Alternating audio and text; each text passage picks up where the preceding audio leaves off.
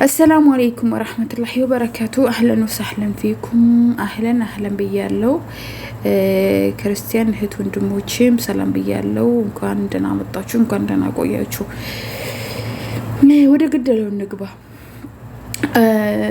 ታውቃላችሁ አንድ ነገር ብዙ ሶስት ነገሮች ናቸው አራት ነገሮችን ለመናገር ፈልጋለሁ። አንደኛ ነገር ቀሰመን ብላ والله العظيم እኛ ሀበሾች ስንባል ማለት ነው በጥቅሉ ሀበሻ ሲባል ሁሉንም ሰው ቡዳ ሰላቢ ክፉ ለሰው ልጅ ደግ አያስብ እንደማያስብ እኛ መላእክት ማሻአላህ ተባረከላህ اللهم صل على النبي እንደኛ መላእክት የለም ነው የምንለው በዚህ ምድር ላይ። እኔ የሚገርመኝ እኛም ብቻ አይደለንም። አሁን ለምሳሌ እነዚህ ምስኪኖች አረቦቹ ማለት ነው እንደ ሀበሻ ምስኪን የለም እንደ ሀበሻ ምስኪን ጨዋ የለም ነው የሚሉት። والله العظيم ውስጡን ገብቶ ያላየ المهم የነሱ ስታየውኝ እንግዲህ አምጥቶባቸዋል ፈርዶባቸዋል። የሚገርመው የኛው ነው ውስጣችንን ያወቅነው ራሳችን መዋሸት يعني ለሌላው ሰው እኮ አይደለም ሳይሆን ለሌላ ዜጋ መዋሸታችን አይደለም የሚገርመው ራሳችን ለራሳችን ስንወሻሽ አንደኛ ነገር ልክ እንደ ግብጾች قسما بالله እንደ አረከነሱም ካልባሰን ጥሩ ነው።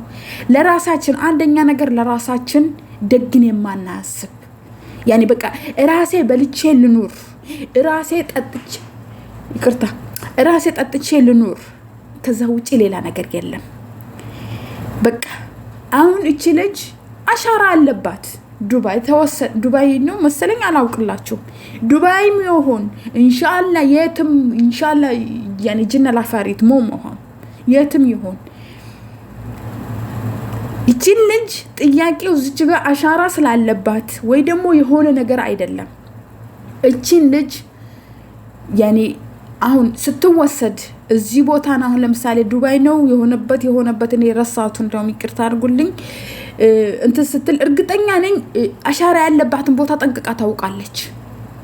እሺ አሻራ ስለምንድነው ያለባት እርግጠኛ ነኝ። መቼም በባህር ዱባይ ድረስ ሄደች ወይ በባህር ኳተር ድረስ ሄደች ልትሉኝ አይደለም። እርግጠኛ ነኝ እኛ እንደ ልማዳችን መቼም እኛ የተዘረጋለንን እጅ እንቆርጠዋለን እንጂ አንለው። ይሄ ነው ቆሻሻ ስራችን። ከቆሻሻ ነገር ውጪ ወደ ውጪ አንልም። ሌላ ነገር የለም። ያኔ እርስ ለሌላው ብትዋሹ እኛ ራሳችን ልንዋሻ አንችልም። ኦኬ ይሄ ነው የምትቆጡም ካላችሁ ተቆጡ። ጡዝ ማንም እንትን አይልም። ያኔ ማንም ለማንም ምንም ነገር አይቀርበትም። አሁንም ቢሆን ማለት ነው እኛውንን ለራሳችን ክፉ والله ورب الكعبة ማንም ከውጭ መጥቶ እኛን የጎዳን የለም። እኛው ራሳችንን ምንጎዳው እኛ ራሳችንን።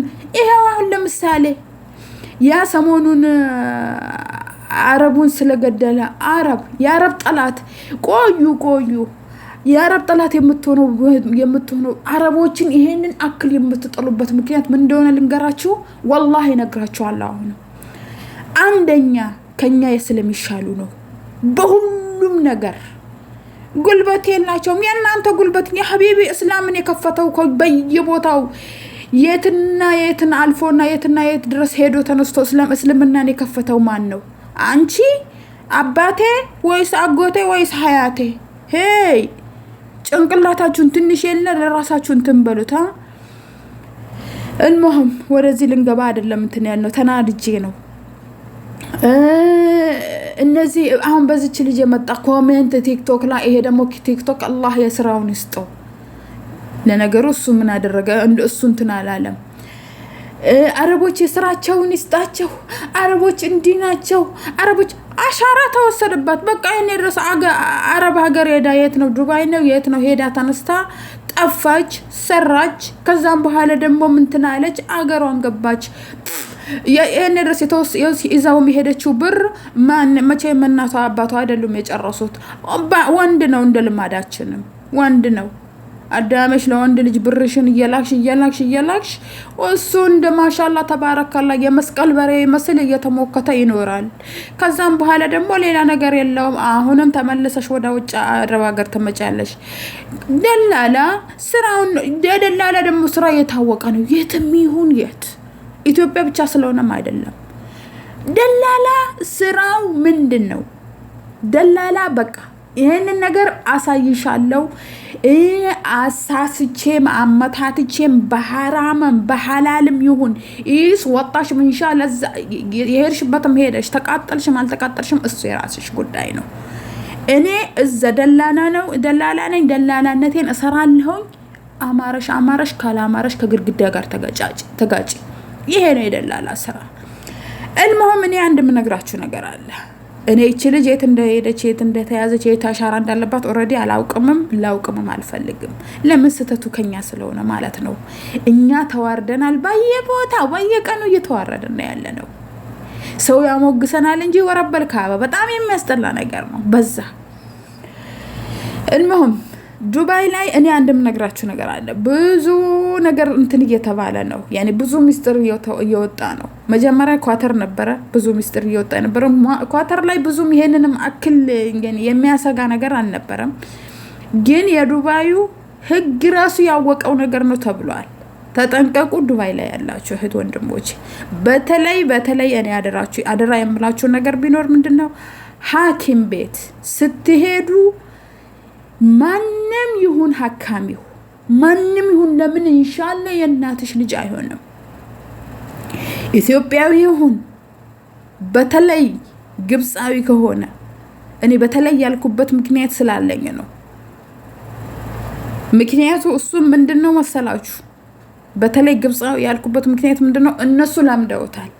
የሰውነትሽ እንትንሽ ራሱ ሳይቀር ያኔ ሾለካላ ተጠንቀቂ። المهم ኩላሊት ይሰርቃሉ ይወስዳሉ። በቃ ያኔ ምንም ነገር እንትን ሳይል በቃ ያለ ምንም ጭቅጭቅ ኩላሊት እየወሰዱ ነው። ምን እየወሰዱ ነው። ስለዚህ እኔ አንድ የምላችሁ ነገር ይሄ ነገር የት ነው ያለው? ዱባይ ላይ ነው። መሄዳችሁን ዝም ብላችሁ ዱባይ ሄጅና እዛ ተለጠፊ ከፈለግሽ ዱባይ ላይ ለምን አትንከባለይ? መቼም ዱባይ ላይ መንከባለል እንጂ ሌላ ነገር የለውም። ያማረሽ ካለሽ አማረሽ ነው፣ ያላማረሽ ጡዝ ፊኩም። المهم ዱባይ ላይ ብዙ አደጋዎች አሉ። በተለይ ለጥቁር አፍሪካውያን ብዙ ጉዳት አለ። ግን እኔ ወጣውም የማይናገሩ አሉ፣ ወጣውም የሚናገሩም አሉ።